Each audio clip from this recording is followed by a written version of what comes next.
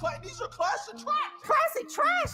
But you know goddamn well I ain't say trash. I'm talking about my fucking real life. Y'all get the fuck up out of here. It's time for some horse shit. Out of town, thugging in the crown. New jet, booty hole brown.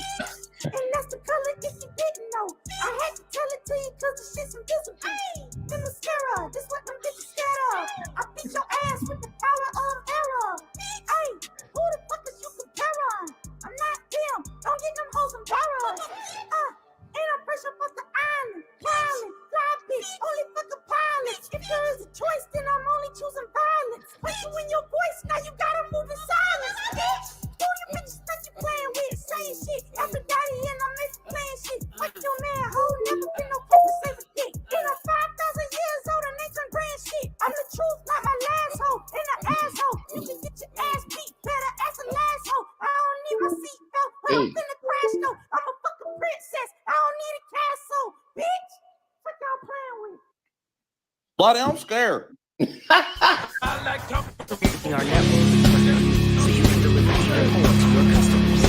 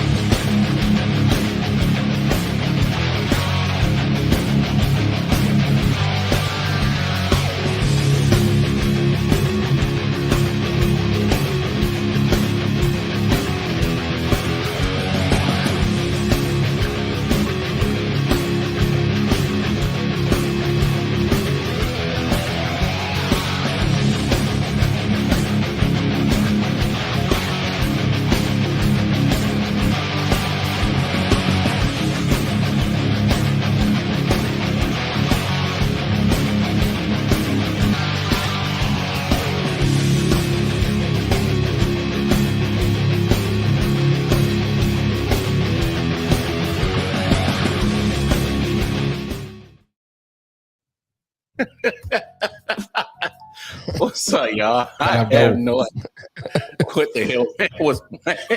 All I know is Wonder Woman was doing some trap music. That's the only thing I can really describe. What the heck? What's going on? What's up, y'all? What up, though?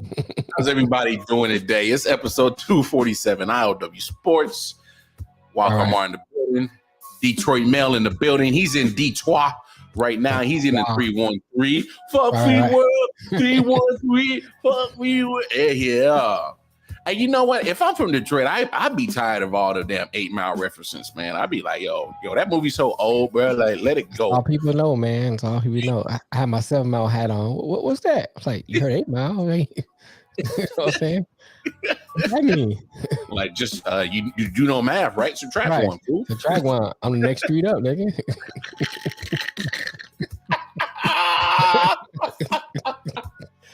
Oh Lord. Anyways, man, y'all know the deal, man. We in the building. Thank you for tuning in, listening on all the audio places where you can get your podcast needs. Thank you for watching on the IOW Sports YouTube channel. And it's a pleasure to be here. But y'all know how to do. Y'all know what we got to do. Let's get the preliminary stuff out the way. Going over to IOW Sports Network, Facebook, Instagram, most importantly, YouTube, where all that content is at. Make sure you like, share, subscribe, hit that bell notification. Lets you know every time we drop new content or go live. So make sure you have the IOW Sports Network on the YouTube. And then, of course, IOW Sports 1 on the Twitter. You can catch me personally, KC Walker Mar on Twitter, Walker Mar on Facebook and Instagram. I'm not reading your name. I am not reading your name. I am not. No, sir. I refuse to read your secondary name today. I refuse to engage in your foolish acts. So Sir, I do not understand what the problem is. There's a problem with everything of your secondary name. Of course, Detroit Mail. You can find him at Harry Balls. .com. www.harry.balls.com. Yo, this man miss a whole show on Monday and come back just acting ignorant as hell. Hey, on shout out to my Thursday. man Ace Vane. That's who made that Wonder Woman video. Well, he got Wonder Woman thugging and bugging like a motherfucker, dog, for real. Wasn't in my crown. Yeah. You bet. Booty hole brown. I was like, go ahead, Wonder Woman. I was like, no, I was not ready for Thunder Woman. What's up, MJ? Shout out to the MJ. homie Jersey boy MJ. He in the building. All right. But look, now that we got all the preliminary stuff out the way, man, how you doing, big dog? Everything copacetic, everything Everything good, man. Everything good. Out here chilling. You know what I'm saying? Putting in some work. Y'all don't forget, y'all can catch me at the No Name Podcast too for your Lions content. No Name Podcast. I know I've been slacking on my wild card chief, but I'm gonna pick it up right before preseason. I'm gonna start season 2. Like the Houston Texans, I didn't make it a full season, so it happens. Right. Man, I want to give a shout out to a couple of paid channels I follow. Detroit Lions Syndicate. Shout out to them. I get some of my information from them. And AVG. I can't say my name. AV Giovanni. I watch his podcast. Get a lot of good information from him. If y'all follow them 2 podcasts. Those some great podcasts, especially if you like Lion content. Yeah. What up, Ant? What up, MJ? It ain't too many Lions fans in the building, but it's okay. It's okay. Thanks to you, you're gonna branch out and grab all their attention, because if you don't know, Tap In with the No Name Podcast is headed up by Detroit Mail. He is focusing on Detroit Lions football, so tap in with him, show him some love. He's dropping content just about at least once a week on the No Name Podcast. He's going to be my inspiration to get back and do some wild card chief stuff. I've been slacking, but it's okay. I'm a busy man. I'm all over the place, but it's all good. All over the place. I know, man. I'm all over the place, man, but it's all good. Man, let's. I seen your comment, and I'm just ain't gonna comment. Oh, you saw his comment? Oh, you saw his comment. You're not gonna say nothing? Nah, I'm gonna let that one ride for right now. He said they said the Lions will finally see the Super Bowl banner of week 1.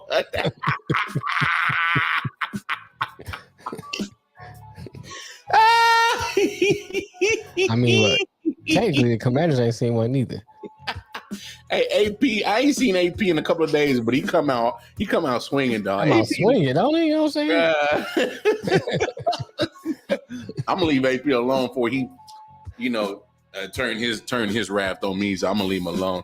But y'all know the deal is we here, and as you can see, it's episode 247, and we're gonna recap Eastern Conference Finals Game 1 from last night. We'll recap Eastern Conference Finals. Western Conference Finals Game 1, because we're going to preview Game 2 tonight. But before we do that, I got to get my opinion. Well, y'all have heard me talk all week, whether it's the Late Night Owl show or Monday show. I need to get opinions from my big dog from Detroit now, because there's been a lot going on in the NBA world. Pretty much the NBA world is the focus of sports world right now. Not too much going on with baseball. They're right in the middle of May, so they're still early in their season. So it's not too much going on in baseball. Obviously, if you're a soccer fan, you got your, European teams that are playing right now, but they're in the middle of their regular season. So they don't have a lot going on as well. But so, all right, we'll start right here. Obviously, 2 months ago, we already didn't say our piece about NBA dumb boy out in Memphis, Tennessee, as Kwame Brown has to say it, NBA dumb boy. Man, just give me your quick thoughts and opinions on NBA dumb boy Ja Morant. Say what you got to say, because obviously he ain't never gonna learn. So it's beating a dead horse at this point. So go ahead, drop your. Even if you want to take time to even talk to the young fella, try to reach out to him. I mean. It ain't gonna help. At this point, I think the only person that can help John Morant right now is Coach Carter, and that was a movie. So right. that's the only person can help him is the only person can help John Morant is John Morant. That's it. Yeah. You know, the memes was funny at first. You know, you look at the memes, and I mean they funny, but then we really start breaking it down. It's sad. It's sad, man, because here's a young man, and I gotta give shout out to Sincere. I like what he said, and Mel from Man Down Podcast, Sincere from Black Owned Podcast. You know, Sincere kind of gave a talk like you would give another young brother about, get your stuff together, bro. This is real life. And I'm paraphrasing, ain't exactly what Sincere said. Or pretty much like he was talking to his own son. Yeah. you know, pretty much, and I think that's the part that's missing from all this. You know, we laugh and joke, and don't get me wrong, I do it. So I'm not pointing fingers at nobody. But when you really break it down and look at this young man's life, you have to be saying, "Come on, bag big time."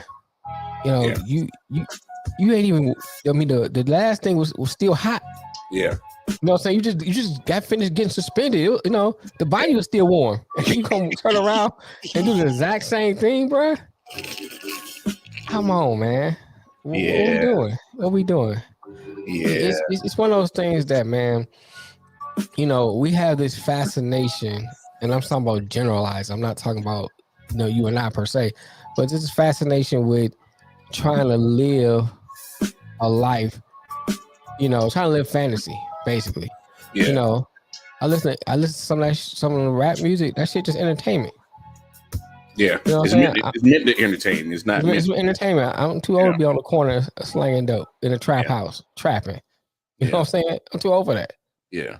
And so in his case, you got too much to lose for that. He got a daughter. He got a big bank account worthy of losing. And then you on sometimes on the sidelines throwing up gang signs, bro. You don't even belong to a gang. Yeah. It's like, come on, bro. And some of the ones that some of them actually was affiliated. You're not even affiliated. Not even close. Not even close. So you know what I'm saying? Now you putting your life in danger, your family's life in danger for what? People's life in danger. Because you want to be a character. Yep. And that's what it you is. Know what I'm saying? Because you want to be a character. You want to be like Mel said, you trying to emulate King Von. Well, you see where King Von's at. Yeah, King Von did. You know what I'm saying? That's no diss to King Von, but that's just reality. Yeah, you keep perpetrating, you're gonna be like King Von. And King Von was about that life. And look where King Von's at. You ain't about that life. Yeah. You know what I'm saying? What up, Kofi? Shout out Kofi. Hey man, Kofi always pop in when I'm rocking a Dirty Hills t-shirt, man. It summons him. I swear it do. Shout out to Kofi Weiss and good brother Bo, Dirty Hills podcast. They got all your wrestling needs, especially your independent wrestling needs. So right. And I hear you, and I hear what you're saying, and I hear your comment, and I don't totally disagree with your comment. But my thing too is that it's not about really feeling sorry, but really when do we reach out and try to help, or at least try to say something that is positive to try to reach my man. Because hold on, man. You just said the only person that can help Jai is Jai. So everybody's reaching out. Right. And everybody's reaching out. Everybody's trying to get to him mentally to understand the situation, and everybody's trying to give him a word of advice, words of wisdom. Everybody. From his head all the way to OGs that played in basketball. Right. And I'm not just even OG gang members are trying to give him advice, but like, yo, chill out.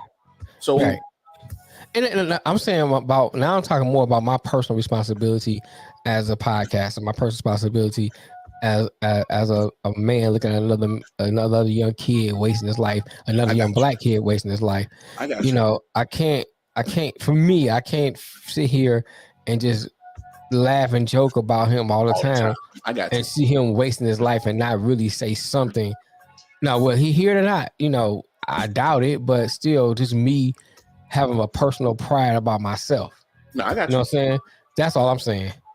And so I don't totally disagree with Ant saying, because in a way, if you keep doing stuff and you don't heed to the warnings that people are telling you, then you're gonna deserve what comes after that. my mom always told me, don't do the crime if you can't do the time. Yeah. You know what I'm saying? And that applies right here. Don't keep putting that out there and put that energy out there. When that energy comes back, and then all of a sudden you want to be like a turtle and retreat to your shell. Oh, it's too late for that. Yeah, way too late. You know what I'm saying? It's way too late for that. Yeah. You have to get the smoke. That's how it is. Yeah. I mean, you right. I can't remember the person who I was watching, but it was a sportscaster from Memphis. And on Twitter, he was saying, "Yo, where's the grace and mercy for Ja Morant?" And I'm like, look, I get what homeboy was saying, but I think we're way past the point of grace and mercy. Only because leading up to his first suspension because of flashing the gun, he was already involved with some couple stupid incidents anyway. Right. So the suspension was overdue. Now you're doing it again 2 months later. It's like grace and mercy. Yeah. No, this is get right or you gonna get in trouble, dog. Like get I right. ain't Jehovah. Yeah. I ain't Jesus. I ain't God. I have no grace and mercy for you. You know what I'm saying? Especially for a fool who likes to, who was habitually putting himself in harm's way, who was habitually putting himself in situations that want to get him in trouble. A person that is habitually doing wrong. I mean, it's and I hate to say it because I hear you, MJ. I hear you. See, but that's the thing. That's why I think he needs to get it, because me and MJ had that conversation. Is he plays NBA basketball, professional basketball in a lot of cities where there's goons at. Yes, there's goons in LA. You go to LA quite frequently to play basketball. There's goons in Chicago. You go to Chicago to play basketball. Yeah, you got goons in Memphis that ain't scared to get you. They kill Young Dolph in his own city. So what makes you think they can't come get you? You go to Miami, there's goons in Miami that play when you play there. When you go to New York, there's 5 boroughs and 5 different set of goons. you go to Detroit. Come on, you in Detroit right now. You tell me ain't goons in there that ain't gonna try Ja Morant because he keep throwing up this image like portraying and perpetrating. Come on, man. There's goons in every city that's and there's some people that don't give a damn about your status. They don't give a damn about his status. They're like, oh, you want to keep pretending like you in my lifestyle? Well, I'm gonna give you a piece of my lifestyle. And a lot of these people that had this lifestyle, it's not like they choose it. They feel like they have no other way. Yeah. And when he has another way, and what trips me out is this is a black suburban kid. He ain't no black hood kid. He's a black suburban kid. Right. We got the photo with you and your family, and you got the penny loafers on, bro. Where you the cardigan and penny loafers on? Yeah, where you stashing the cat at in the penny loafers? You got the sweater tied around your neck. Yeah, like come on, bro. Like I'm just mad that we are really talking about this. I knew it Yonkers, Matt. I knew it Yonkers. You know what I'm saying? Yeah. I'm just so irritated that we having the same conversation literally a month and a half, 2 months later. That's what's really bad, man. You just got to talking about this. I mean, even the commissioner said that exact same thing. Yeah. It's like, we were just talking about this. He seems so sincere. We went over this and and here he comes again doing the same thing. Man. And it's like here's another thing that nobody's addressing either. Yeah. He need to address not only his behavior, but the people he's hanging around. Because if I'm really your boy, and I'm looking out for you, why am I pulling my phone out, recording you, and I know it's gonna get you in trouble? Well, it was fine. I'm on social media. Yeah, but hold on, man. The IG was fine until Ja put the gun out. But you know this nigga. Yeah, but I know what you're saying. I know exactly what you're saying. You know this nigga. I know exactly what you're saying. Yeah, you should have been knowing. Well, first of all, there's no way you didn't know that Ja didn't come into the car with the strap. You know he had a strap. Or somebody had to know. Somebody know. Yeah, I hear you. So, you know what I'm saying? It's like, come on, man. Even if you take that incident away, what about the incident in Indiana? When they all get in the car and they said they was pointing a laser. Whether it was a laser, whether it was a gun, you know what I'm saying? You still was there when you was in the mall. When you brought your goons to the mall. You know what I'm saying? We can go down the line. When y'all jump to 17-year-old, we can go down the line. Yeah. It's like somebody pulls aside, man, what you need to do. Hey, man. I'm just I'm just it's like I just want to shake the young brother. Just be like, come on, bro. Like you got so much. You got the world literally at the palm of your hands. You got endless finances that can get you whatever the hell you want. You got the fame, you got the fortune.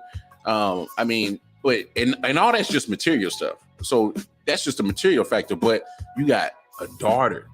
You know, you're supposed to be the head of a household.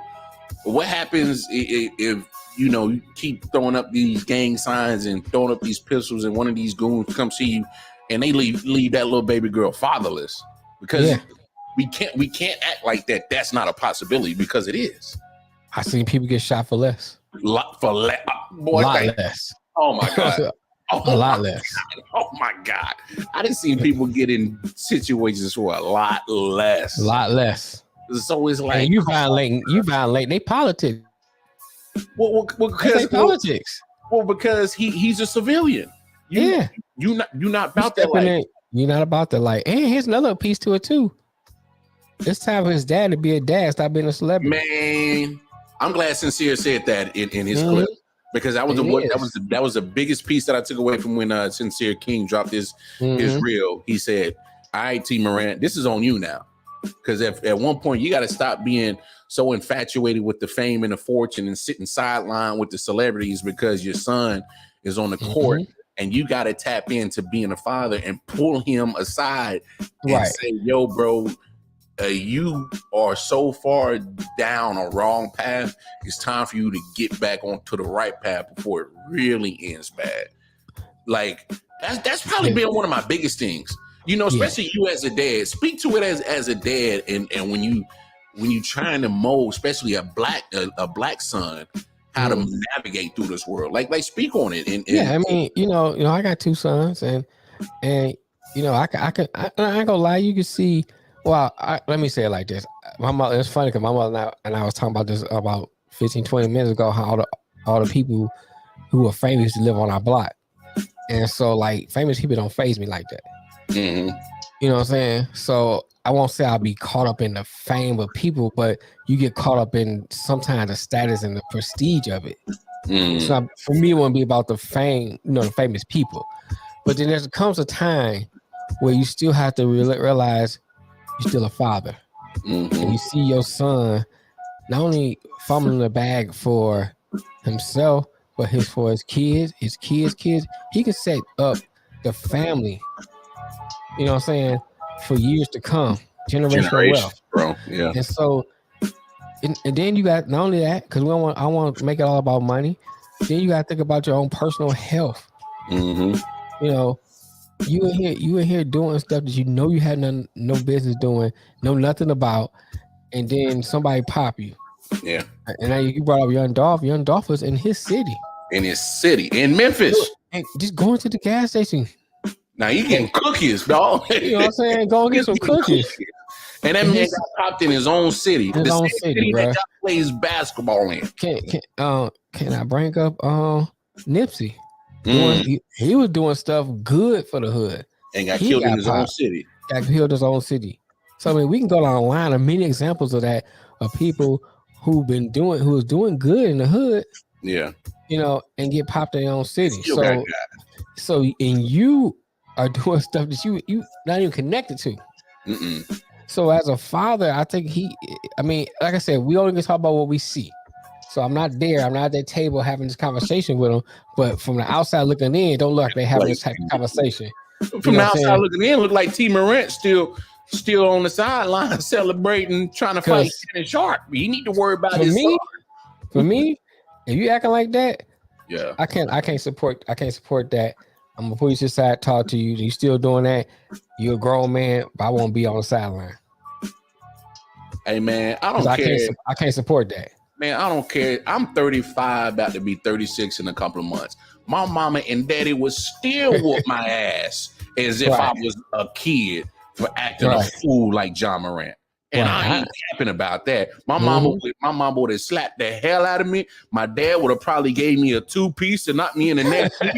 And I'm still 35, 36, and they still would have whooped my ass. My mama just cussed me out 2 days ago, so You know what I'm saying? I'm grown. Yeah, I'm grown too Yeah, with and I'm kids just and like, whole life, and they don't care. All I can say is, you know what I'm saying? It's my mama. I'm gonna say, You just take it. just take it, move it. You know what I'm saying? You take it and you keep it moving. Yeah, But I so- mean, dog, I'm with you on that one. Like, hey, the parents in this situation, Mama Morant, I'm pretty sure she needs to be. She already showed her colors. She called my man up to the finish line. Yeah, you know what I'm saying. So yeah, you see what she at. You see what she on.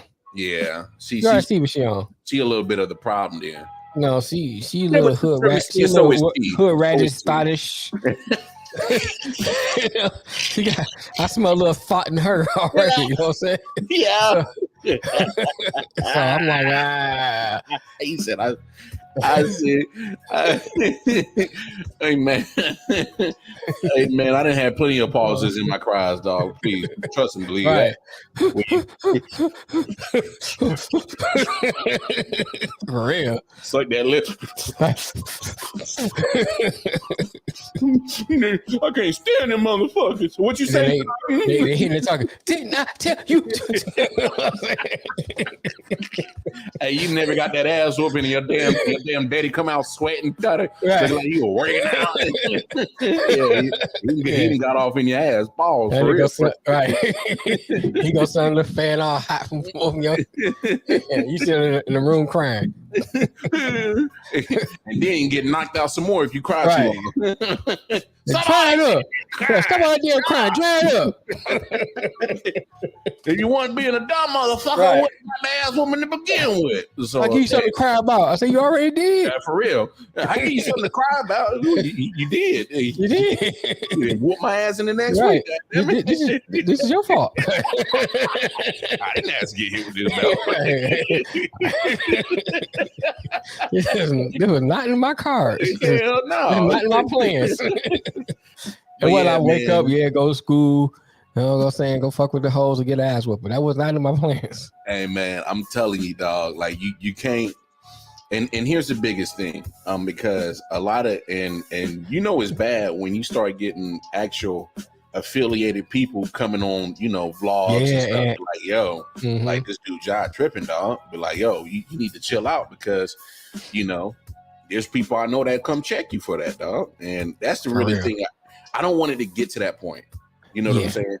And that's why I wish people, who keep saying, oh, well, what's the difference between, these guys at shooting ranges and Ja? Oh, it's the rap music. No, these guys are practicing, they where they supposed to be with a gun. That's where they're supposed to be at. They at shooting ranges. Yeah, they the shooting range. You don't go to shooting ranges, you know what I'm saying, just to stand around. You go there. The word shoot is in the name. That's shooting range. It's shooting range. So you know what I'm saying? So that there's no comparison there. They're where they're supposed to be with a gun. Yeah. And it's not, and see, to me, I think when you look at Ja's what he's done, you gotta look at the totality of the situation. You're not just looking at, you take the first incident with the gun by itself, you say, okay, that was stupid. You know what I'm saying? But then you gotta add the kid, you gotta add the finish line incident, you gotta add his dad on the sideline. Yeah, you gotta add sister. Yeah, then he went to the house of the 17-year-old and brandished a gun. Right. All that gotta be added to it. It's not just that one incident. And that's why I'm way past the grace and mercy on this part. Because now it's we can't stop giving Ja excuses for this behavior. You know what I'm saying? Like, I take the shoes off the site. Oh, okay. Well, I mean, that's what happens when you have endorsement deals. See, and here's the bigger thing. And I get Ja's 23. I get that. I heard somebody say that's bullshit to me. I'm sorry. Yeah, but what I'm saying, I was 23 once. Did I make the right choices all the time? No, but I wasn't doing nothing stupid to put my life and my livelihood in jeopardy. You know what I'm saying? I can't say that. Well, but for the most part, I understand. You knew right and wrong. You still knew right and wrong. I had kids. I had 2 kids at 23. Yeah. I had a family. Yeah. So my thing is like, I made stupid mistakes. You know what I'm saying? I'm not saying, and I'm not. That's not what I'm saying. I'm saying though, but say he's 23 and use that as an excuse. Not saying that you're saying about hearing people saying that. It's like, yeah, you young, you make stupid mistakes. However, Yeah. you have, first of all, you should have the wherewithal to know, okay, if I do this one mistake, not to repeat. What's up, Jay? Not to repeat the same mistake Again. a month or two later. Yeah. You know what I'm saying? In such a small time frame. It's like, come on, bro. You doing this? Like I said before, the body's still warm, bro. Why are we still doing the same thing? Hey, Jai literally that cousin that just can't get right. I got a cousin we call can't get right. Mm-hmm. He's been in trouble with the law since he was 15 years old. Right. And this man is almost in his 40s and still can't get right. Still stay in and out of jail. So it's my city. So my thing is like we're past that. Yes, thank you. He's making idiot mistakes. He really is. And you know, we're past that point of grace and mercy. This is like, bro, everybody's trying to tell you to tighten up. So no more excuses for the young homie. My thing is like, I just hate the fact that we're having this conversation again 2 months apart. It's sad. It really is. Right. I hate to see it. And I think the biggest point that's really irking me is people are really downplaying it as if it's nothing. Oh, he's just flashing a gun. I'm like, no, that's and you talking because and the reason why I'm so irritated is because I am a big advocate in exercising your Second Amendment rights. Yeah. I got guns everywhere in my house. I'm being dead serious. I got 9mm everywhere in my house. My kids walk past them, my wife walk past them, and they wouldn't even know it because that's the point. The point is to make sure that it is there to protect you and yours from intruders. It's to make sure that you keep your life going in case of somebody intrudes your house. Oh, thank you. Thank you for bringing that up. Thank you. Bring it up. Hey, Mel. Hey, I'm glad you said that, Mel, because JJ Redick doesn't understand it. He doesn't understand it. That's it. The reason why he doesn't understand it is because JJ Redick grew up in a life of privilege.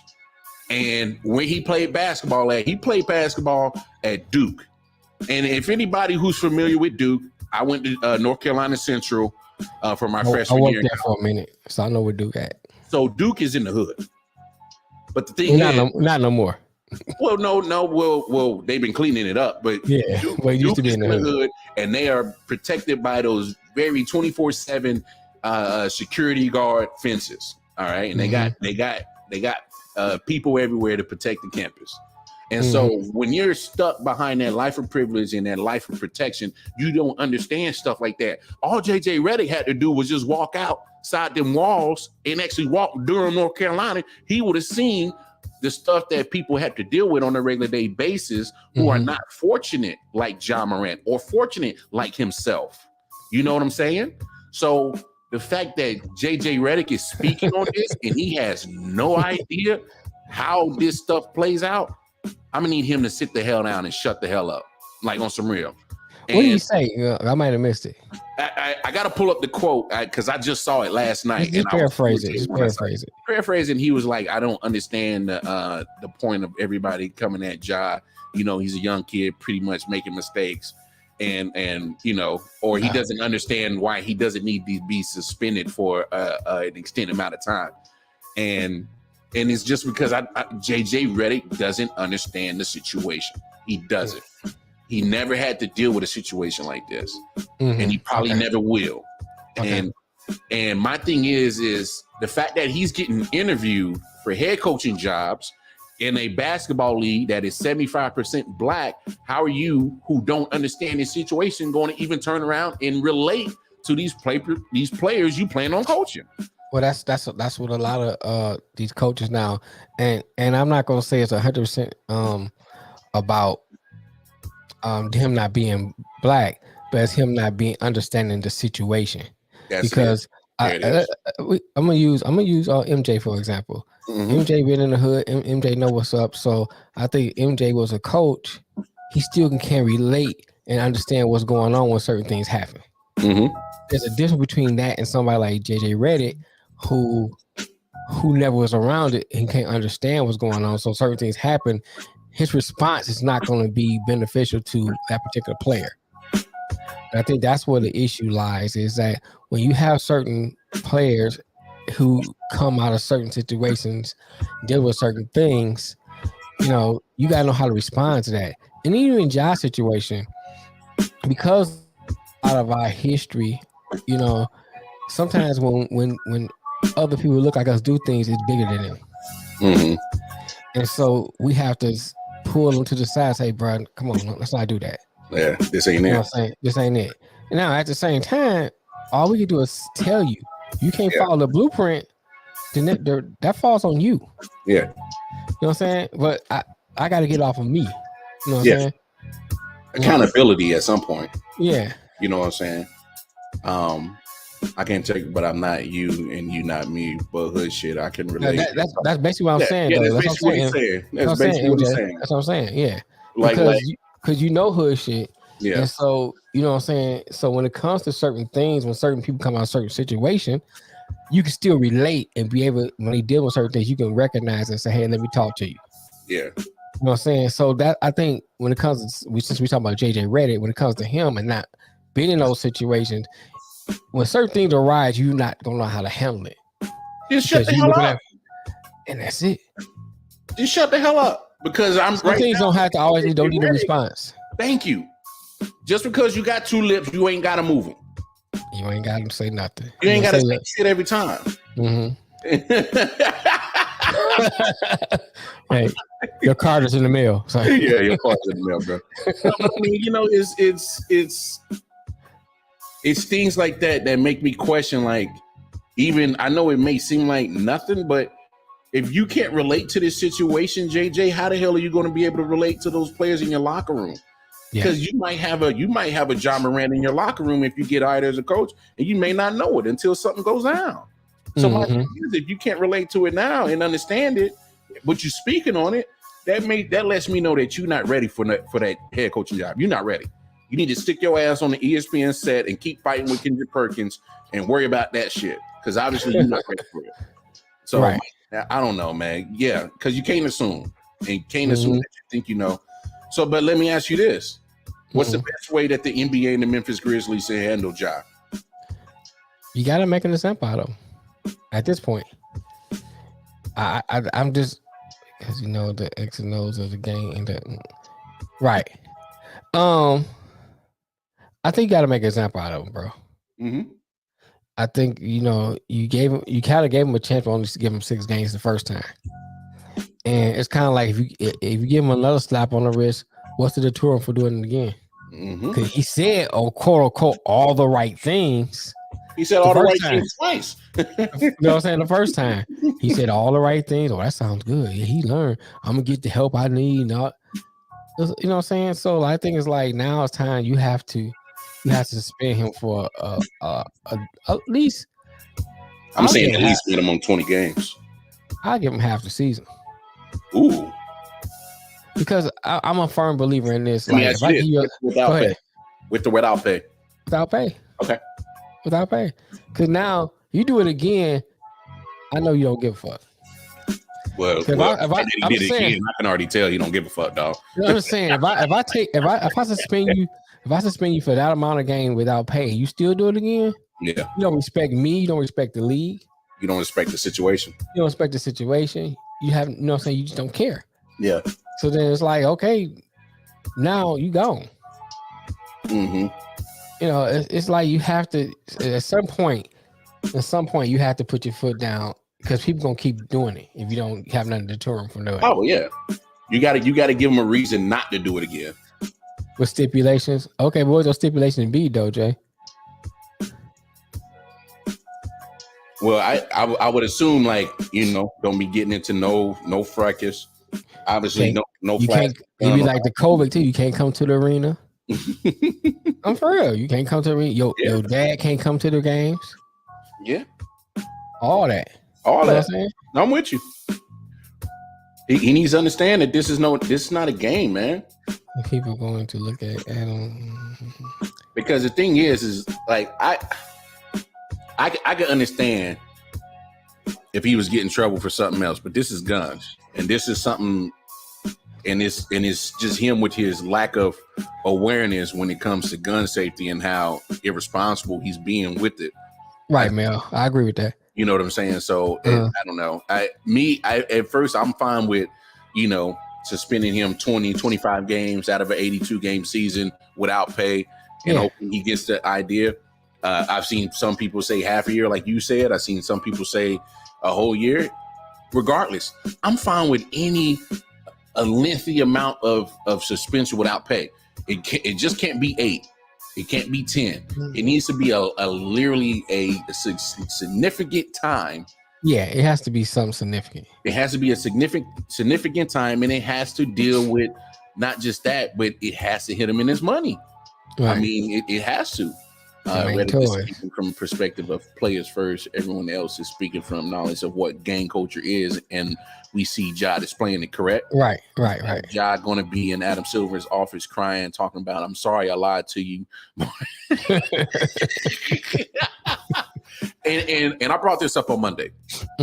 So remember Kareem Hunt when he was with the Chiefs doing well? It was Patrick Mahomes' rookie season, and they were doing awesome. The Chiefs already knew about the situation with him in the Snow Bunny in Cleveland. They already knew about it. But he told them something different. So when the film came out, they're like, "Yo, what you told us, right? You're released. You gotta go." And that's a trust thing, though. It's a trust. Not only is it a trust thing, here's the thing. It gives you. I mean, you can speak on it. You work at a corporate environment, and I worked in corporate places playing. The moment you lie to these cats, it gives them the out to take the money away, and it gives them an out to get rid of you. Right. Because here's the thing too. Not only is entertainment for us, you gotta look at the business side too. You gotta look at the backlash, because now it's out in the public. Now we have to respond as a business because we don't get that public backlash. Yeah. Oh, y'all not saying nothing about this? So I ain't gonna speak on that. You're gonna hear something about it. So you have that part of it too. Now, as a corporation, you can decide what stands you're gonna take and not take. Well, I'm saying the pressure comes on because of the backlash once it comes public. Speaking to the Kareem Hunt thing, going to the Ray Rice thing. I'm telling you, Ray Rice, they didn't have no tape. Ray Rice still been playing. He's still been on the league, yeah. Still been playing. You know what I'm saying? So my thing is, once it becomes public, the pressure is put on you to respond a certain way. And I think now with the John Moran, and I think it was AP who said, AP or Jack, I can't remember, who said it's because of the modern technology is why we know about it, but that's the world we live in. Yeah. We live in a world where people pull out their phone first before they look to help you. And that's a sad aspect. And same thing with Ja. They put out their phone, record the live, but they say, "Hey man, maybe this might be the best thing to do." Yep. You just got suspended for doing silly. Maybe you should back up for these lives for a minute and you just chill out. It's like being on probation. You know what I'm saying? You be on probation. Who was it? My sister was telling me about this yesterday. 42 Doug that went to the gun range. He on paper. Wait, did this motherfucker go to a gun range on probation? Bruh. You ain't supposed to be nowhere near guns, bro. No, my thing is like, you're on paper, bro. What is you doing? You can't say, I'm practicing safe gun safety. I was there watching. You ain't supposed to be nowhere near it. That's how Josh should treat the situation. He may not even thought about pulling the gun on the lab, but I'm gonna stay away from lies for right now because of the situation that just happened. Yeah. AP got a point right here too. Say you doing dumb things the kid look up to you as a role model before. Yeah. And the crazy thing to really back up AP statement is even if you don't want to be a role model, the fact that you're in this position on this platform, you're automatically a role model. Whether you ask for it or not, and that's just the way. I think it's an asinine answer when people say that anyway. And I can go back to Charles Barkley and talk about you're not a role model. That's asinine to me. Yeah. When you have certain positions, certain roles, certain titles, things come with it. When much is given, much is required. We hear that all the time. So a part of So if you decide, hey, I want to be an athlete and you know and go to the highest level of whatever that sport is, part of that is the money, part of that's the fame, but another part is that you become an instant role model, you become a blueprint for people to follow. All that comes to it. Because if I'm a young boy watching you play, I'm like, oh man, I like the way, you know, I'm watching you play. I'm gonna emulate my style after you, or emulate some of the things you did, so I can kind of get to where you're at. You know, we in the podcast game, so sometimes you watch some other channel, see what they did, and say, oh, I might try that. See, that works for me. Yeah. Wherever it go, you become a role model, whether it's a small or on a bigger stage. You still a role model, regardless when you are in a public eye. It's funny you say that. I do it all the time. I got endless amount of podcasts that I watch on my phone. What's up, Anthony? And there's going to be some things that other podcasters might do that I'm like, oh, I like what they did. Yeah. You know, you get influenced by certain things. Yeah. So it's just comes with the nature. What's up, Anthony? Press Sports. Shout out, Anthony, man. I was on Anthony's show yesterday, man. Had a good old time. So y'all make sure y'all tap in with Press Sports. Subscribe with them. Subscribe with Melvin Wall and Man Down Sports. Always do great collaborations with them. And of course, holla at my man Double JJ Jones, the Man Cave Sports Podcast, 613 Faith Productions. Y'all know what it is. And hey, don't forget to like, share, subscribe. ILW Sports Network on Facebook, Instagram, and most importantly, YouTube. So right. Please hit that like button, man, because hit that like help that algorithm. I'll be seeing this video get a lot of views with like 2 likes. Yeah, hit them like buttons. Smash the like button. You know, YouTube be on the BS. Flashing guns, but Dylan Brooks got cut. Well, his mouth pretty much tried to cash a check that his skills couldn't. So Dylan Brooks is garbage. And I'll since I'm here, I was listening to some of the local sports you know what channel. Not to cut you off, man. Go ahead. Dylan Brooks, and I hate to say this, but sometimes I think certain players on that roster, like Dylan Brooks, kind of perpetuate Josh's behavior a little bit. Yeah. Or kind of feed into it just a little bit. I'm not saying that they do, but just a little bit. But nah, carry on as you may. I listen to the local sports station here, and you got crazy people talking about, oh, the Pistons should pick up Dylan Brooks. I'm like, for what? Why? I mean, that's the stupidest shit I heard in my life. I say, why the fuck we want this trash on our team? What purpose does he serve? None whatsoever. I'm listening to people like, what is wrong with these people? What we gonna do with a Dylan Brooks? What we gonna do with him? You know what I'm saying? It's like, we got enough light skin on our team. Kate Cunningham is all we need. There we go. Right. We got Kate Cunningham. We straight. We have neat. Oh, right. Yellow boy. We're met our quota. For real though. It's amazing me how these local cats be saying some stuff. You don't national radio saying this. They call in like, yeah, I got a hot take. Oh, we should pick up Dylan Brooks. I'm like, you lucky it ain't me. I'll bang on you. Bang. I ain't got time for stupid shit. But let's move on. Because I definitely want to get your opinion on. So number 1 pick draft lottery goes to San Antonio Spurs. They're gonna get Victor Wembanyama out of Paris, out of France. Well, by the way of France, with the name of Wembanyama, we know where you came from. So, that's not neither here nor there. But right. Give me your thoughts on the probably the franchise altering chance to get Victor Wembanyama at number 1 for San Antonio. Can I say before we get into that, was kind of related to this? The NBA is on some bullshit. And because I am a Pistons fan. I'm saying this because of the fact that they had the worst record in the league, and you look at it percentage wise, they had the least amount of chance to get that 1 pick. How the hell does that make sense? At the very least, they should get no less than 3. No less than 3. You know, I still be like bullshit, but still be no less than 3. How the hell they get 5 and they at the worst record in the league and they picking 5? How does that even make sense, bro? Well, I mean, they're trying to stop people from tanking. They're still tanking though, so that shit ain't working. You know what I'm saying? Yeah, it ain't working. So it's like, come on, man.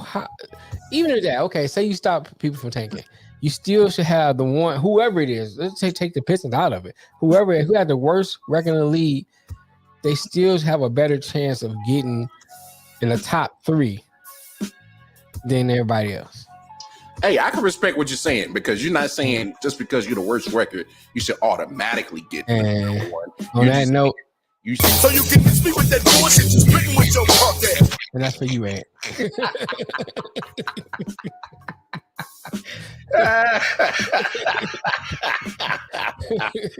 Got a hater. I mean, oh man. But I mean, I understand what you're saying, Jay. But that's why I said let's take the Pistons out of it. I'm just talking about just in general. Just in general. You know what I'm saying? That's all I'm talking about. How you have someone who has the worst record in the league, who just happened to be the Pistons, but whoever it was, it could have been the Pacers. They still should have at least a chance to get the top 3. Period. You know, you got the worst record in the league, and you picking 5. This draft is so weak. Well, you get 5, might as well be 25. Nah. They got some ballers. Obviously, after Wembanyama, you at least got Brandon Miller. Scoot is going to be a top pick. He'll probably right there. That's 3 players you named. Scoot to go to Scoot probably going to be in Charlotte. Who got 3? Houston. Houston, I think, got 3. Yeah, they'll probably get Brandon Miller. But I don't know if Houston's a good spot for him because you know, he don't need to be around guns neither. And they took them things down in Houston too. So Brandon Miller don't need to be bound on. You know, we don't need 2 Ja Morants in the motherfucking league. Look, it's already bad. His image wise, it's already bad. 1. They gonna bring new minions to shoot around. Yeah. Be like, oh hell, we didn't drafted Ja Morant 2.0. And he ain't even stepped on the court yet. Right. And we already got to worry about him. Yeah. I don't know, man, but I hear what you're saying. But by the time you get to 5, it's no real good. It's no real good franchise changing players. You might have some good players that may contribute, but no. Well, players, right? If you look at the NFL, the first 2, sometimes 3 rounds, you getting good players. That's going to contribute a lot. That's going to contribute. Yeah. Versus if you're looking at the NBA, for the most part, you guys are top 10. There's nobody else. There's nobody really. You just filling people on your bench. Mm. You know what I'm saying? You just getting filling players. Yeah, you trying to fill out the rest of your roster. Right. I hear you. But I mean, but besides Victor, you're looking at probably. For without a shadow of doubt, people are looking at Victor as the franchise altering pick. Like, yeah, we brought that up, Ant. Yeah. So I mean, the other Ant brought it up. Yeah. Go ahead. So I mean, this is interesting, obviously, because Popovich had at some point to been thinking at some point like, I'm pretty much getting to the end of the road. Trade Javonte Murray, which pretty much was the last, decent piece that you had on the roster. Right. And I mean, it's no secret the way that San Antonio is operating and the way they've been playing, y'all look like y'all in total rebuild mode. And with Popovich getting up there in age, it's like, do you even want to stick around for a rebuild? Like you got the success. I mean, you're pretty much touted as one of the best coaches in NBA history. So it's like, what left do you have to really prove? So we need to pass the torch to old girl and just go and sit down. Becky Hammond. No, MJ said that. Shout out to Jersey boy MJ. He said that. He was like, yo, I would really consider handing the Spurs franchise over to Becky Hammond. She knows how to, being under his wing and learning from him. I mean, it'd be a shoe-in. A lot of people are saying Tim Duncan. I get it. See, but how do we know Tim Gunn is a good coach? Good player doesn't necessarily translate to good coach. Well, I mean, he's been sitting on the sideline learning from Pop, so at least he's putting in the work. To me, this isn't like JJ Redick coming off an ESPN set, and we have no proof that you've even coached a damn AAU team. Sir, Mike McDaniels was sitting on the sideline. Romeo Corral was sitting on the sideline. Yeah, but I'm saying, when you hire anybody as a new coach for the first time, you never know how they're going to be. I mean, right. it's trial and error. You just got to take that risk. But I'm willing. I don't disagree with you, but here's what I say, because I see what Jay's saying. I think the San Antonio Spurs has an opportunity. I think we said this before. They got a great opportunity. You can take this pick, get Victor, put him on your team. Let Pop coach this team this last year, and then put Becky in as the coach next year and make history. You know what I'm saying? You will make history. Female coach, first NBA female coach, and make history. That's why I think they're in a good position to do something great. When they say we got the first female head coach in the NBA. I agree with you. We got a great player in Victor, and do something great. That's what I think they should do. Tim Duncan is that's like an easy thing. We can say, okay, he was an obvious choice. That's an obvious choice. He's a great player. Good for San Antonio. Yeah. Let's bring him on. What you can do is bring Tim on as one of your assistants. So now he's getting the coaching experience. He's there. He still gonna help sell tickets because he's there on the squad, on the staff. Put him in on your staff. Yeah. And get that experience. If y'all get success, I'm a head coach with ease anyway. Yeah, I hear you. And obviously you're not going to get no disagreement from me or MJ. We both was like, yo, that'd be a dope idea. And here's the thing.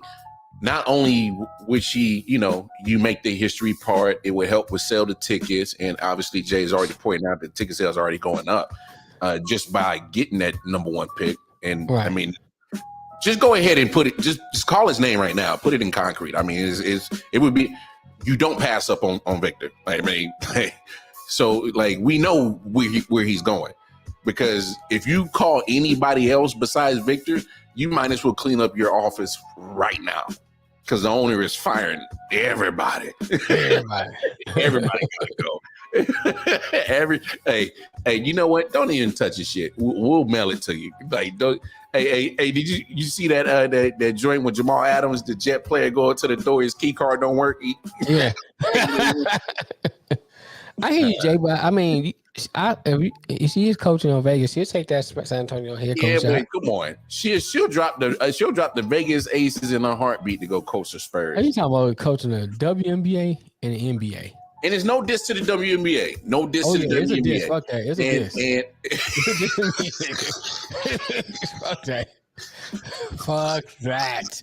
You gonna coach the WNBA and the NBA? The hell? Shit. I mean, no brainer. But you want me to coach what? Hey, ladies, it's been real. I love you. We did great things. We won championships. Yes, we did. We did great things here in Las Vegas. Fuck that, bitch. I'm about to get this paper. That's gonna be our whole speech. Fuck that, bitch. I'm about to get this paper. Be like, yeah, we out though. Hey man, it's been real. I love y'all. Do the Sammy Sosa tour. Right. Hey, contract wise, hey, trust. San Antonio, they're gonna be like, hey, Vegas Aces.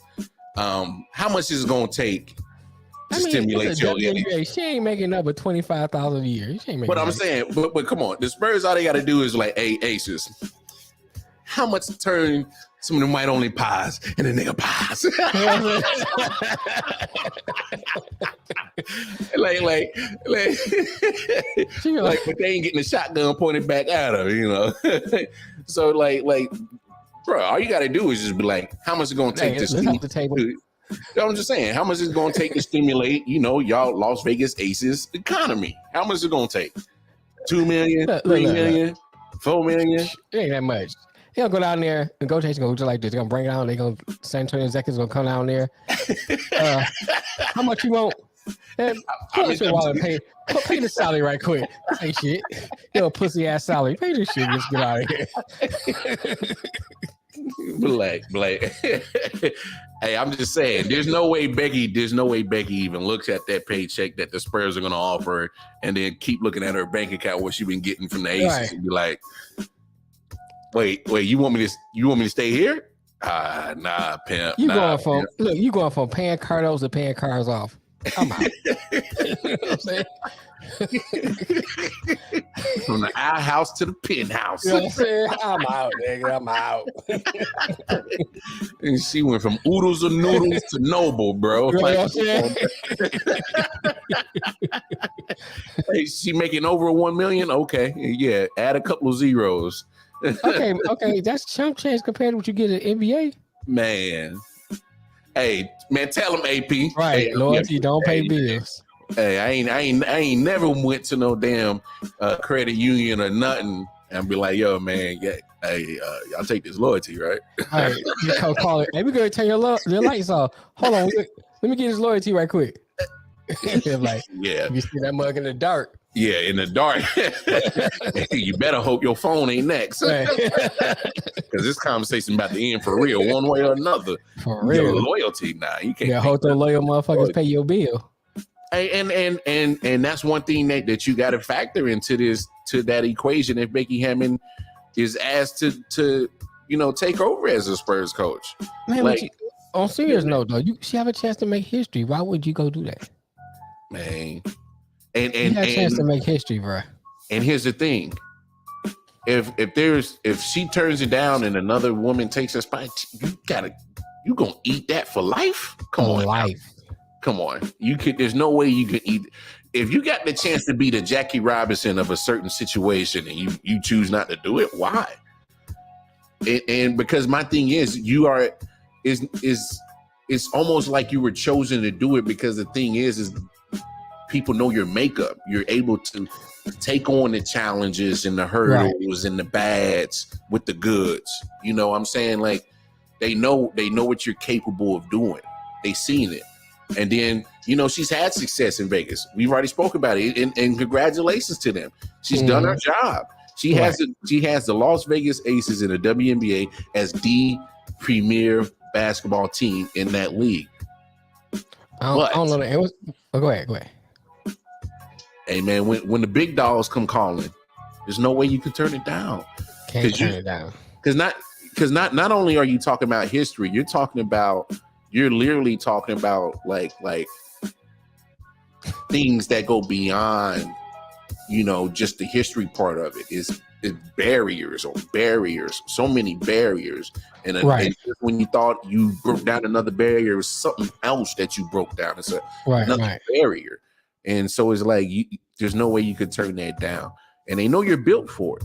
And so sometimes when you're destined to do something, you just gotta be willing to just do it, man. That's just what it is. Everybody about to end up in Taiwan with Dwight Howard. Dwight Howard been trying to recruit everybody, dog. And once you get bumped out of the playoffs, he's trying to recruit you. James Harden. Getting that Asian pussy.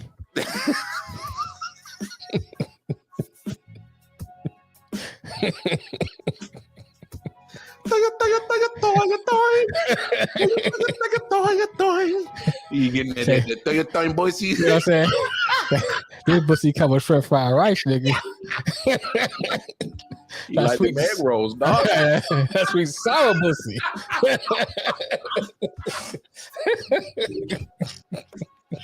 Hey, that boy D right out there doing the most, dog. Come on, man. Just make sure you get them penicillin shots before you come back to the States, my boy. Hey yo, like for real. So For real.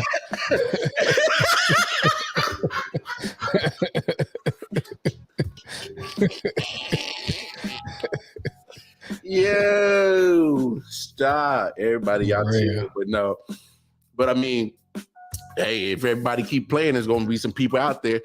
Potential coach, Doc Rivers. So did he deserve it? Yes and no. Okay. I'll say this. It seemed like now, especially in the NBA, everybody is like getting trigger happy with the coaches. They not getting quick success. Because I don't think Monty deserved to lose a job. But here's the thing with Doc Rivers. What's been a knock on Doc Rivers all the time? Can't close it. Can't close it out. And you got to look at the totality of his record and not just with Philadelphia. Yeah. You know, and it's like, okay, you've been here, you're doing the same thing you did with LA. You know, the same thing you did, you know, in the rest of your coaching stints. Yeah.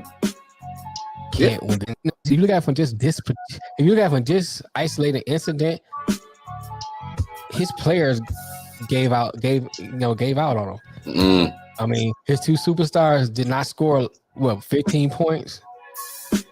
And they had a nerve to Embiid had a nerve to blame the rest of the supporting cast. You know what I'm saying? So nigga, you ain't scored 15. You the MVP. You the star. Hey, you know what? I know you're gonna remember this too. I know you're gonna remember this. Remember, man, him and the 76ers blew that series against Atlanta. Yes. Then he blamed Ben Simmons. And we went on the show and I said, yo, that was some sucker shit. Shout out to him. That was some real sucker shit because he called out Ben Simmons for just that one play. Right. But you had 8 turnovers in the game. Right. You remember that, right? It becomes a pattern. So now you got this same type of conversation happening again when you and Doc can't get the job done again. That's like a most valuable pussy.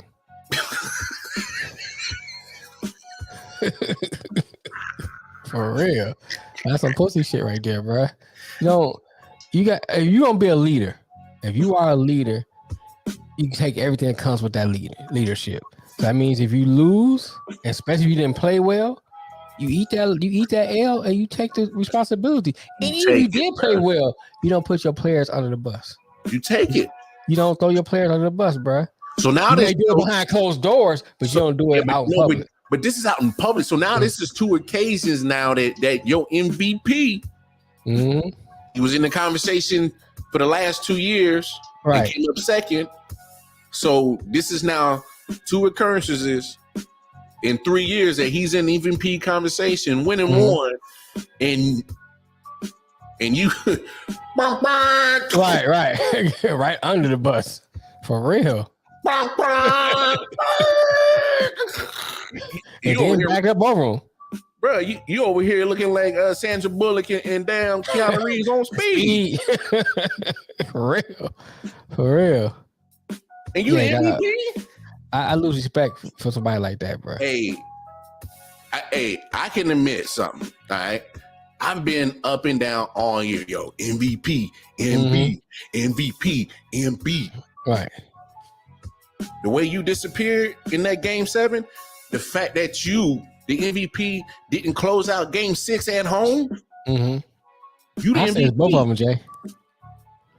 I saw that narrative too, but I said it's Harden and Embiid. What the players got to hold accountability. You cannot. You have the opportunity to close the series at home, game 6, and y'all lay a dud. And the thing is Jason Tatum was playing like straight dookie that game. Right. And he literally was playing like dookie. It wasn't until literally halfway through the 4th quarter he go off. And you can't close it out. Then you go to Boston. You already in a tough situation. And you go 5 for 18. I don't care about how the refs were blowing the whistle and the defense. You the MVP, dog. Yo, it's wild because on the Man Cave Sports podcast, we talked about it one time. Embiid had the choice to sit out against Jokic. Right. You dodging the smoke, dog? Yeah, bro. You gotta go. You gotta take that competition on. Win, lose, or draw. You got to take it on.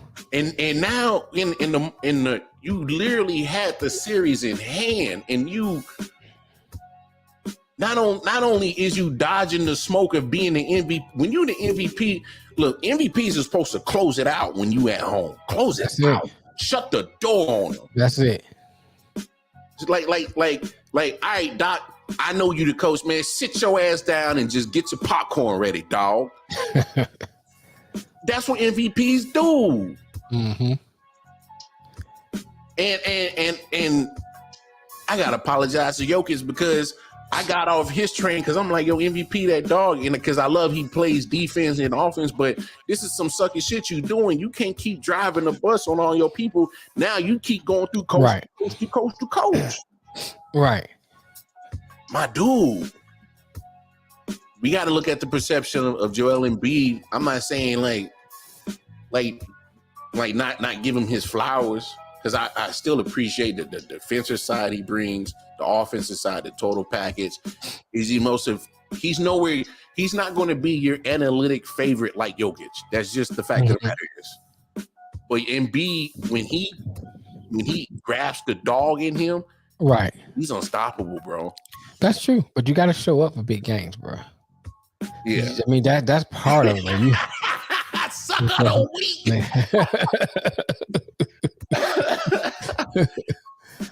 Harden looks like you just had.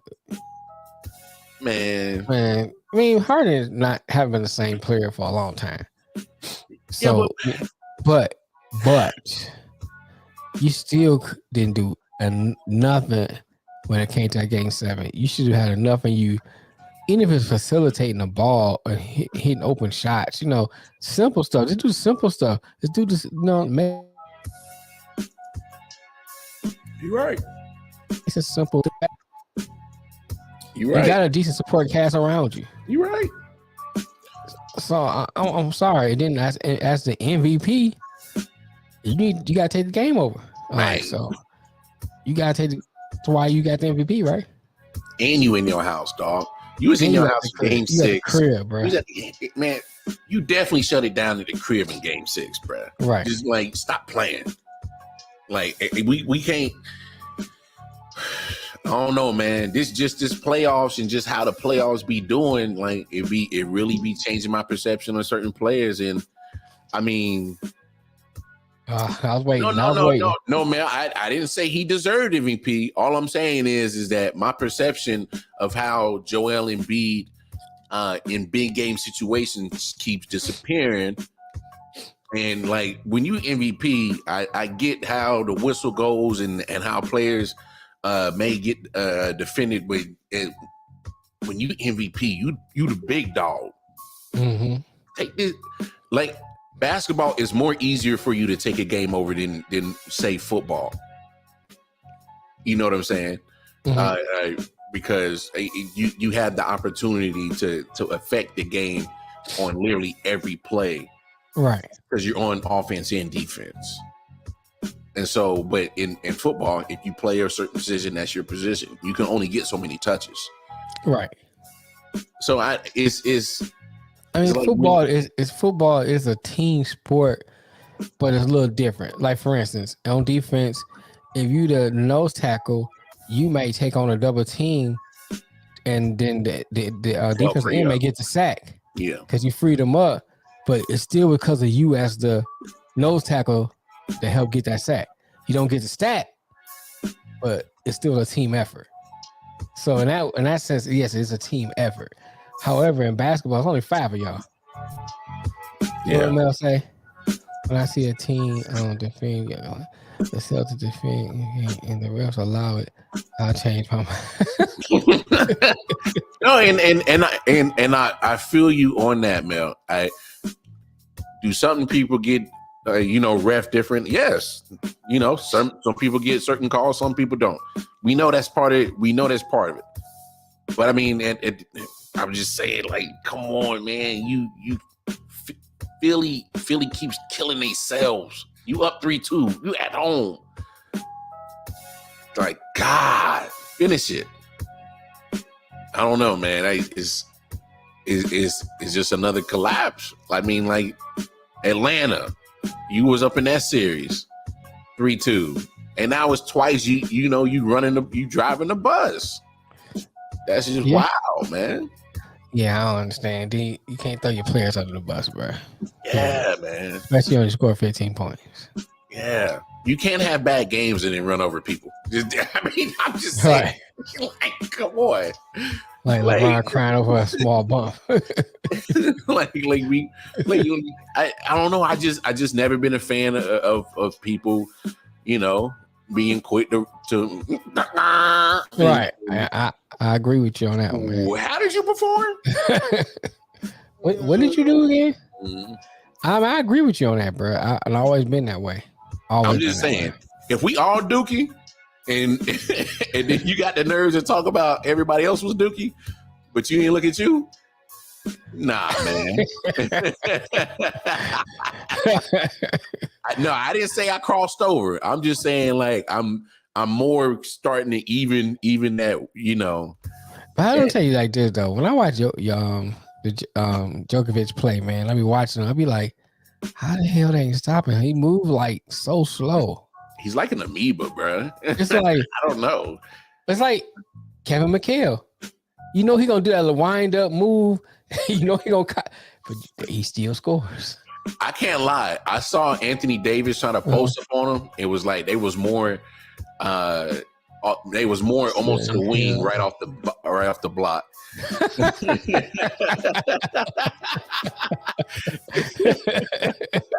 Yeah, man. I'm still up here, man. And then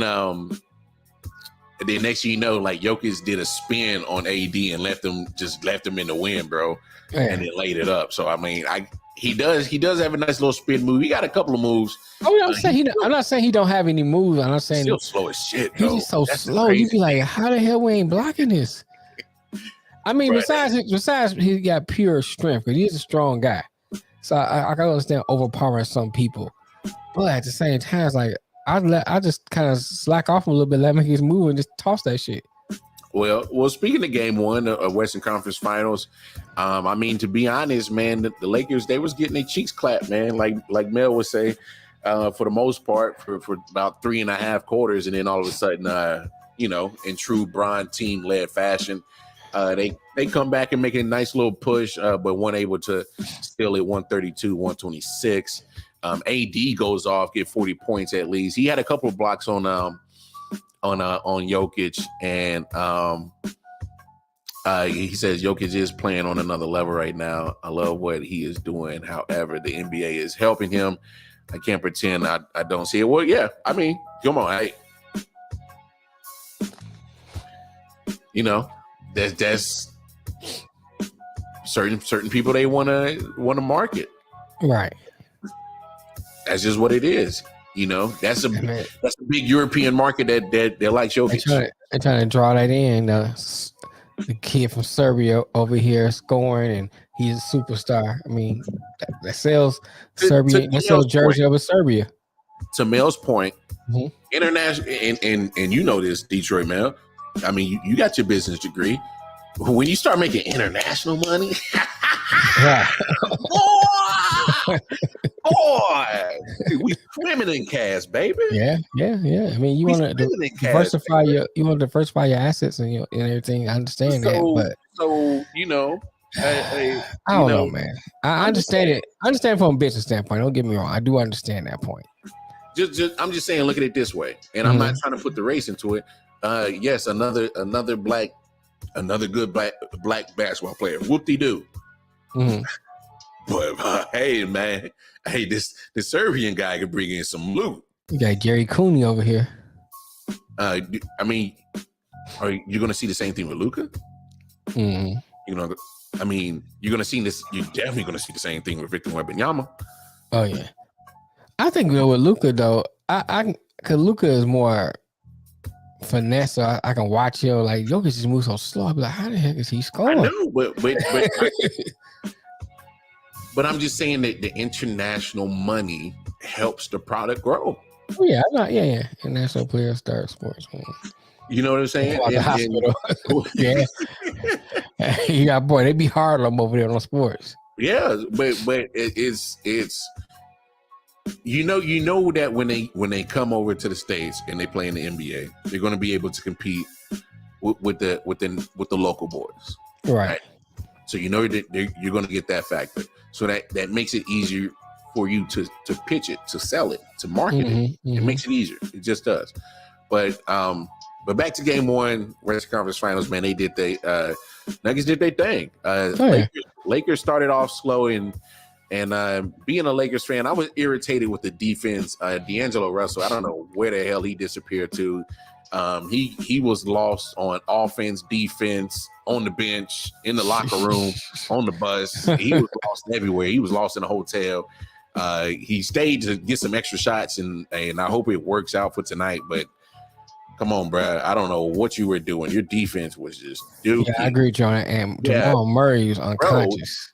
He was unconscious whole playoffs. Jamal Murray was just had that dude in the spin winder all game. And I'm like, bro, like, are you too slow for Jamal Murray? It looked like he was just too many steps behind. And Dennis Schroeder was killing me. Jokic would come and do the high pick and roll at the top of the key. And every time Schroeder would go underneath the screen, I'm like, dude, Jamal Murray is hot. Stop going under the screen. You're giving him too much space. Like, bro, you dookie for this. Like, your defense is trash right now. And I was just so irritated with some of the just the bad defensive IQ that the Lakers were showing in that game, and it was giving away so much in the beginning. It made it so hard for them to dig out that hole. So about time they even made it a game, they just didn't have enough gas to just even finish the job, and you can just see it. And they can't do that tonight. You can't leave Denver at down 0-2. Right. Yeah, and it just seemed like, man, whenever like the Lakers like they want to go on a run or get a little push, somebody from Denver hit a big shot. Yeah. You know, whether it's Jokic, whether it's Murray, you know, one of the role players in the corner, like Jokic kicked out. Some of the shots were just like some shots you ain't supposed to be making because they so low percentage. Right. I was like, come on. They was just like hitting it, man. So, and then, you know what I'm saying? So I see the Lakers. Hey, did you see them shake their head? They just like, it's like, yeah, I saw it. When Jokic hits that one shot, you see Anthony Davis look back like, this motherfucker. He's trying around the time. This motherfucker, yeah. He was like, I can't do that with him tonight. Yeah, man. He was like, man, just what the hell did I do? It's fine. Like, he like, I've been. And I think, and that was some of the crazy part. I thought AD actually played good defense on Jokic. Obviously, Jokic still gets his. And you know, if y'all saw Monday's show and with me and Anthony, that was kind of one of the things I was worried about. When you start letting Jokic get triple doubles, that means that he's getting the whole starting lineup involved. And you saw it. All starters went into double figures, and you know, Murray went bananas. Jokic got his. Right. The defense was just so too up and down for the Lakers. It was down for literally three quarters, and then it got better in the fourth. I know Darvin Ham. You just waited a little bit too late to make your adjustments on your defense. You should have did that at halftime more than anything when they started. My thing is, this is what I'm looking for tonight in Game 2 as we preview that. I need the Lakers to go ahead and you know, Melvin Wall mentioned to this in one of his shorts. Still keep AD on Jokic, but if you're going to do the double, you need to get it like soon as the ball is getting passed to him. That you need to be putting a double on him. Right. And then you guys got to practice. Obviously, if you do the double, you got to figure out how to do your rotation, as in covering all the other people, so you're not leaving a guy too wide open. So that's what I'm actually looking for. I think if that game plan works, and they don't get the ticky tack whistles, and when the refs are just because you're doing double, you got your hands up and the guy runs into you. Don't call that on the defensive. Like, come on, let's not do that tonight. But if they can implement that and it just are able to actually put hands on the merchandise for once. I don't know. We'll see how that whistle goes. So that's kind of the key I'm looking for.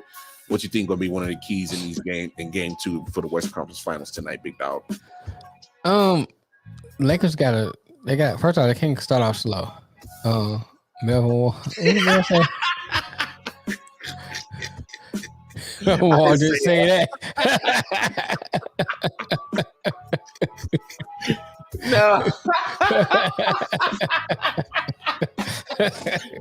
Nah.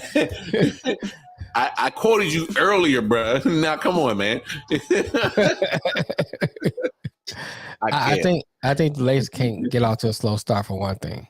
Oh yeah, they can't get off to a slow start. And then if I'm AD, I'm making Jokic guard me all around that court and tire him out. Mm-hmm. That big body like that. Once you get tired out, trying to put them shots up. Yeah, Melvin Wall had posted a quote like that about KG saying that. And KG was saying, if they're trying to do the screen, well, damn it, we doing the screen together. I'm gonna be so stuck to you like glue, and then that big body like that gonna get tired. That's exactly what he said. And then shots start falling short. He said on the offensive side, I'm scooting down. And then hey, give me the ball, get the ball. Like I'm gonna make you run. Because I've seen sometimes where Jokic get tired, he starts slacking back on defense. He starts gassing, can't run all the way back down the court.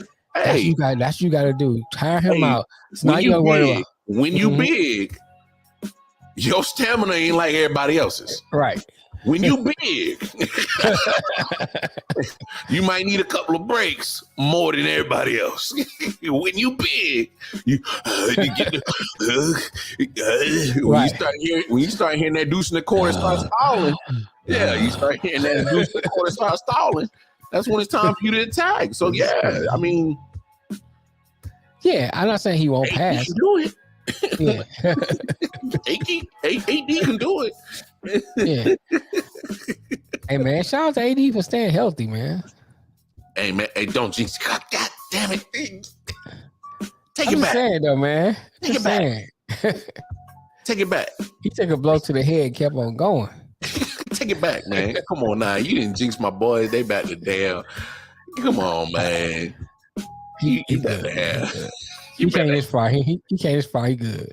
Man, hold on. I need to burn some sage real quick. So, some sage going. Yeah. Well, it ain't necessary sage. It's my sage. I need to. It's green. It's green. Yeah, it's green though. But I need to put this back in the atmosphere so you clean this up. Nah, we ain't. I'm doing talking about throughout the playoffs. Ed. Come on, man. Yeah, no. Regardless, we.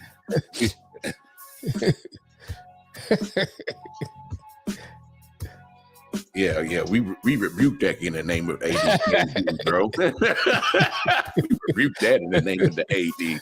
Hell no, you ain't about to mess up our chances, dog. and the Lakers, man, the role players got to beat me. Yeah, Murray and Porter Jr. and they don't have to beat me. I can't see them having that night every night like that. No, that's why but my thing is, even if the Lakers go down 0-2, as much as it's not favorable in stat wise, but I don't think it'd be a reason to panic going back home to LA, because I think you could definitely take both of those at home. And then I don't know, bro. Not the way Denver playing. Not the way Denver playing. They go down 0-2, man. It's a wrap. Nah, but look. I mean, let's all of a sudden somebody on Denver get a major player get hurt or something like that. It's a wrap, bro. I don't think that's it. I just think the Lakers just need to play their game. You know what I'm saying? They play all they want. They go down 0-2. They ain't playing no more this season. Man. Well, no. If they go out 0-3, I say this series is damn sure over. No. What it's 5:46. Come on, man. 18th of May. Timestamp this. If they go down 0-2, the series is over. Is what? It's over. And I'm saying they can go down 0-2, but it's not over. Wait. Look, this team does look different. Just let Lamar have it. No, I'm just saying. You got to admit that the team has played better defensively. Shot better. They have. I give you make those trades, and they're starting to get more comfortable with each other. Yeah. And look, as a Laker fan, I didn't see this coming because I didn't know if they would have enough time to start gelling. But to LeBron's credit, which, you know, I'm not the biggest fan of him. I'm not shy of that, but I give credit when credit is due. All the experience he has a championship experience. He has it. He knows. He does. He's he's that type of leader that's going to coach you, be tough on you, because he's going to output it himself for the most part. So you still got to take that into account, and you know, it's I'm still so disgusted saying positive things about this man, but that's just he's like a Tom Brady. You can't count out his squad. You just can't. You just can't. I'm just saying, man. He said You can't count his squad out. You just can't. You literally have to beat him. I mean, you got to beat him. You're crazy. Yeah, that's totally dislike right there. If I orchestrated and put together a basketball team, I always have 2 scrubs on my team, and their whole job is to use up all their files. That's what Tristan Thompson is for. Yeah, that's what you do. That's exactly what Tristan Thompson is for. Use up all your files and tire that guy out. You got 6 fouls. We're not using you for no offense, bro. I need you to rough Jokic up. Rough him up. Rough him up. Get him out of this game. Get him uncomfortable. Let him start a fight. Get a tech. Yeah, let him get a tech. Yeah, get that man's head. That's the only thing Dylan Brooks is good for. Hey, man, that's a good point. You got a great point. No, you bring up a great point right there. Tristan Thompson use all 6 fouls just to get in that man's head. We're not looking for you to score. All we want you to do is rough this player up. Hey, he need to do it, but here's when you do it. You do it right before halftime. Mm-hmm. So let him play like 5 minutes in the halftime. Then you let him do it at the beginning of the 4th quarter. Right. And then you mentally might be in Jokic's head that you already got control of his mental. Game is yours. Right. Dylan Brooks' problem, he just didn't realize who he was. You know what I'm saying? It's like that's all you here for, bro. You got the big head, think you better than what you are. You are just here to use up your 6 fouls. That's it. Yeah, you're right. LeBron is the best leader in basketball. That's why you cannot not count his team in contention. I mean, it's just what it is. And if he goes down 0-2.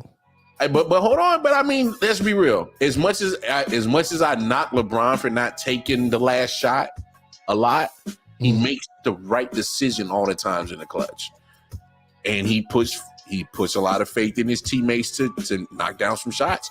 Some of his teammates, for the most part, knock them down. Some of them don't. But he's willing to put that faith in his teammate. And you play sports, man. You put faith in me, yo, man. I'm gonna try to, you know, make you right for making that decision. So yeah. I hear you. Hey, I will say this. LeBron let people shine. Yeah. He let people shine. He does. He's gonna get his because you know he is. That's because the middle of his head shines. Yeah, stop.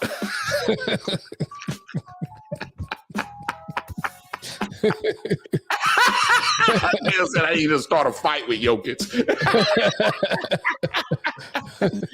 Hey, take it there. If that's bro, it's strategy. His brother. Hey, it's strategy, bro. Yeah, man, you gotta do, man.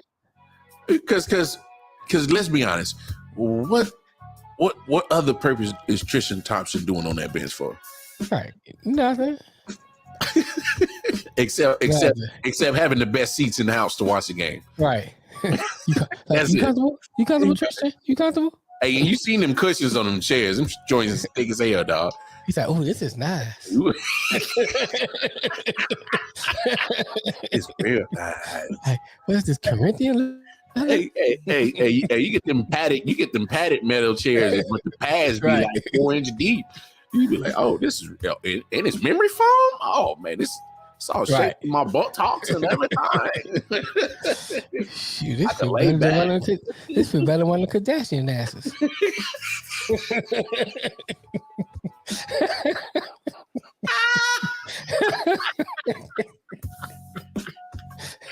All right, man, we got a few minutes left. Hey, man, let's get to this Eastern Conference recap. Game 1 last night. Hey, man.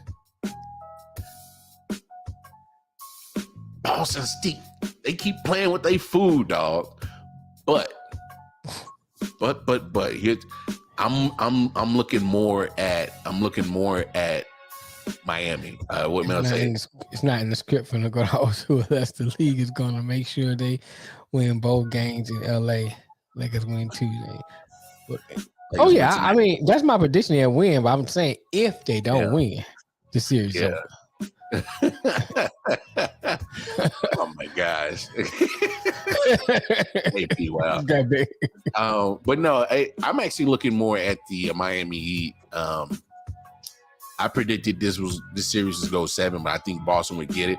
And one of the things I said was Boston was going to play with their food because they've been doing it all playoffs for the most part. Keep playing with these opponents because you look at them on paper, pound for pound, they are the better team constructed and how they play together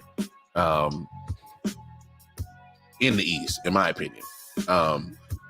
And my goodness. It's just something about this Miami Heat team. They just got I know it's one of them overused hype words in sports. You know, they got that dog in them, but they epitomize it. Yeah, and it always starts with Jimmy Butler, man. And it always starts with Jimmy Butler. I mean, it just I can't explain it, man. They keep doing things that they're not supposed to do, and they've been doing it. For the most part, for the last, 3 or 4 years, even in the bubble, they weren't supposed to be in their finals. They weren't supposed to, be an 8 seed coming out. They weren't supposed to be in the Eastern Conference Finals last year. Here they are again with Boston again, and they take game 1 this year like they did last year. They play with no fear, bro. I mean, that's just the best way to describe them. They just play with house money, not expect to be there. Yeah. So it's like, hey, let's give it all. Let's go on our thing. Believe it all out there, and it's working. It's working. He said Jimmy Butler to get drug tested. I'm glad Jimmy. First of all, I'm just glad Jimmy didn't keep them. What he do in the offseason? He had them extensions put in his head. Oh yeah. And he was looking like homeboy from looking like Shanae.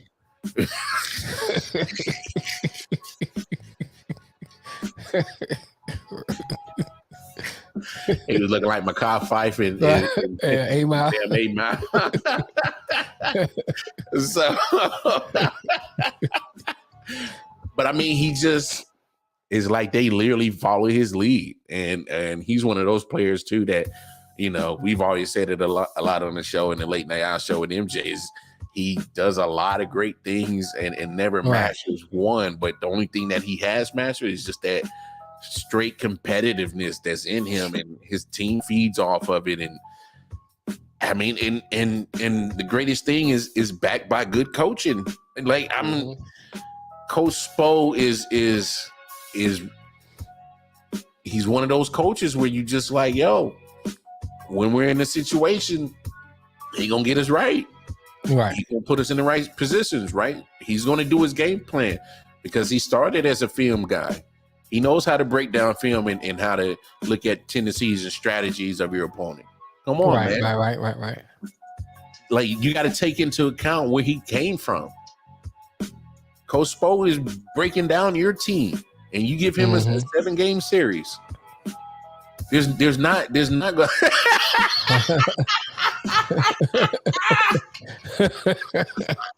Shit.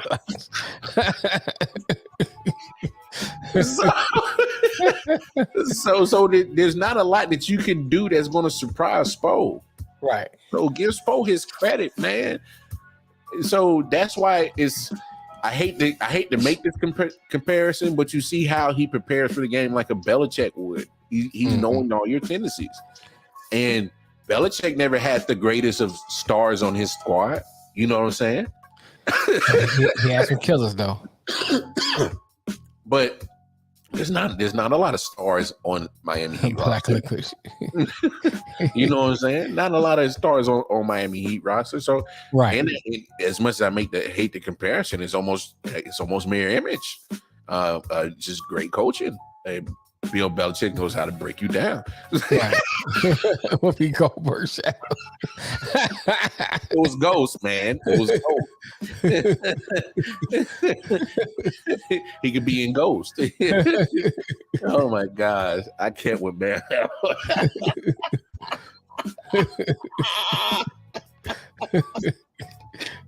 Hey man, go ahead, man. Just give me your thoughts on game one.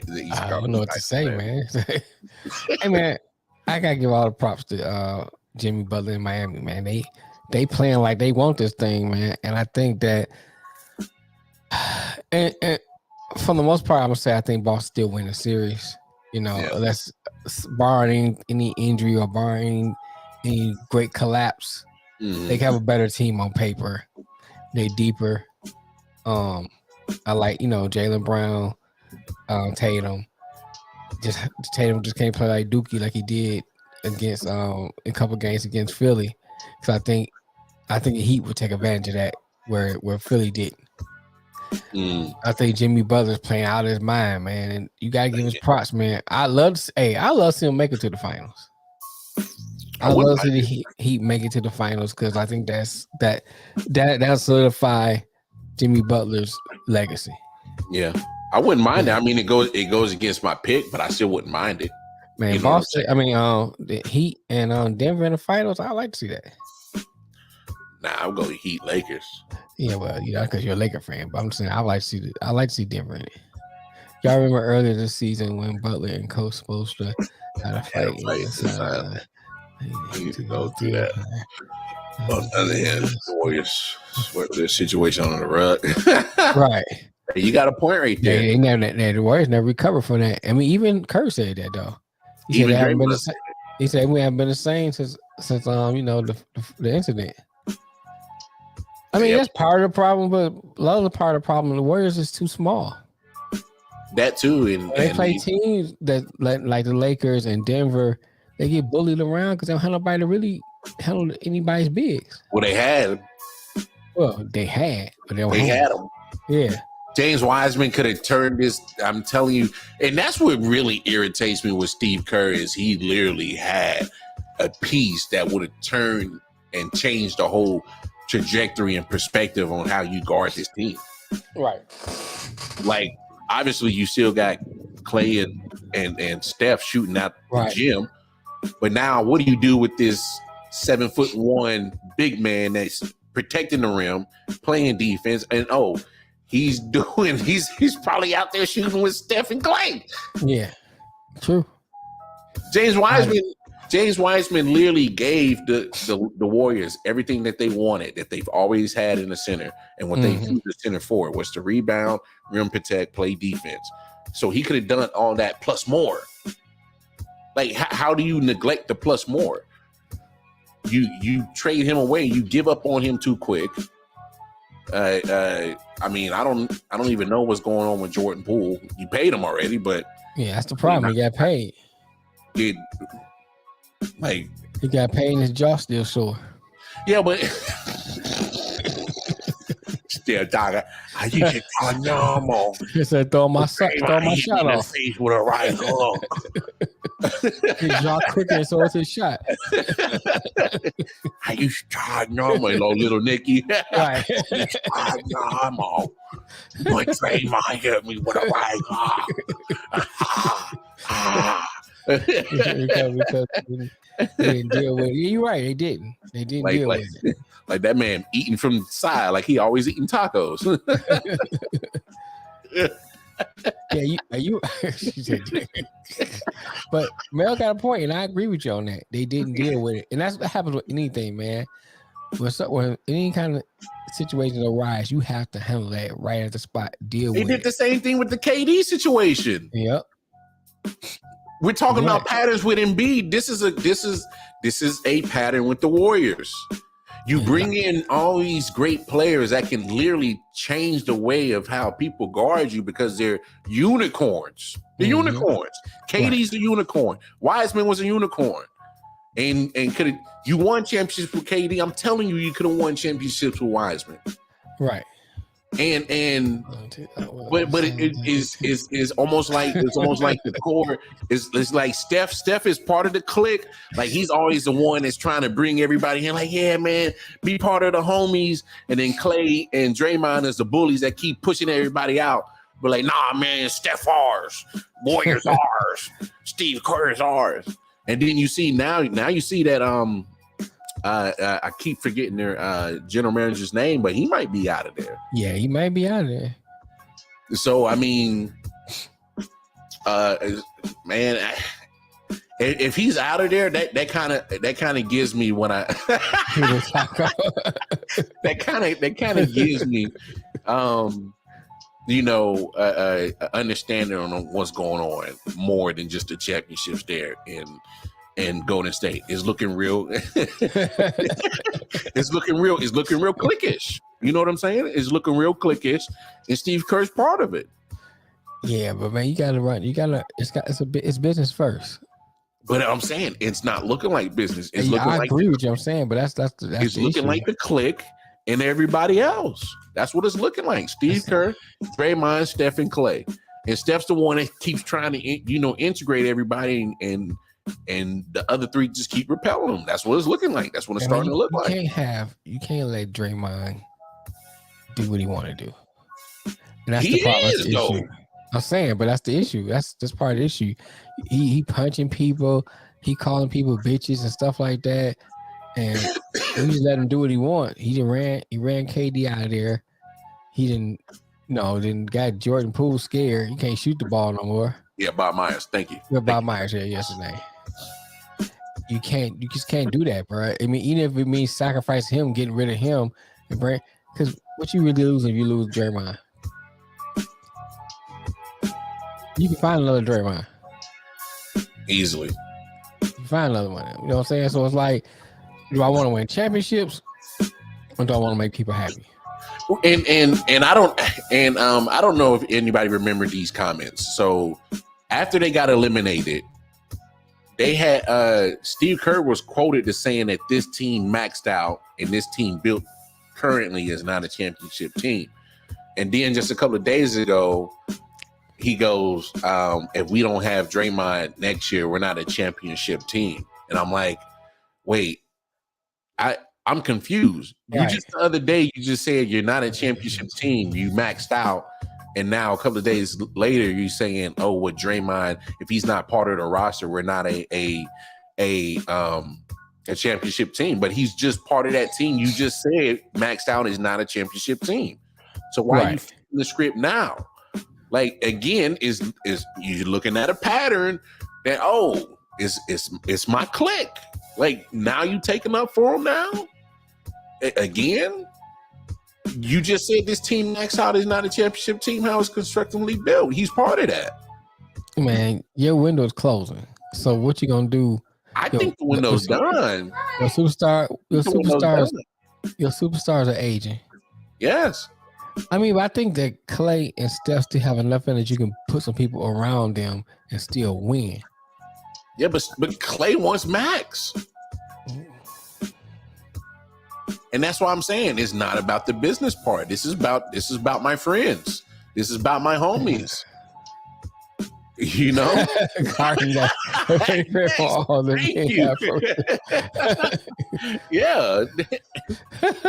No, that's exactly what I'm saying. So yeah. I feel the same way. They the ones they the bouncers at the club. The ugly ducklings. Get away from her. Yeah. And Steph is the high yellow pretty girl. Right. She don't want to be your friend. Yeah. She got a man. Right. She got a man. If you buy her a drink, you buy us all drinks. You kiss her, you got to kiss me too. Whoa, no. Shout it. That ain't what we're doing. Nah, man. That's a good cheeseburger. But man, we gonna shut it down, man. But y'all know how it is, man. What's your predictions? You think Lakers? You think they going down 0-2? Huh? No. What I was saying is to clarify what I was saying. I said if they go down 0-2, it's over with. But I think they'll win tonight. Okay. Yeah. It just. That's how the script was going. I think they'll win tonight. But if they lose tonight, book it. They are not winning the series. Yeah. Nah, I can't ride with you on that. But anyway, man, I know the deal is, man. Go follow us. Facebook, Instagram, most importantly, the YouTube channel, IOW Sports Network. Like, share, subscribe. Hit that bell notification. Spread the word what we got going on. You know what it is. Booty dude randomly dancing. Right. That's the Detroit Mail. We out, y'all. We'll check y'all Monday, man. Episode 248. Peace.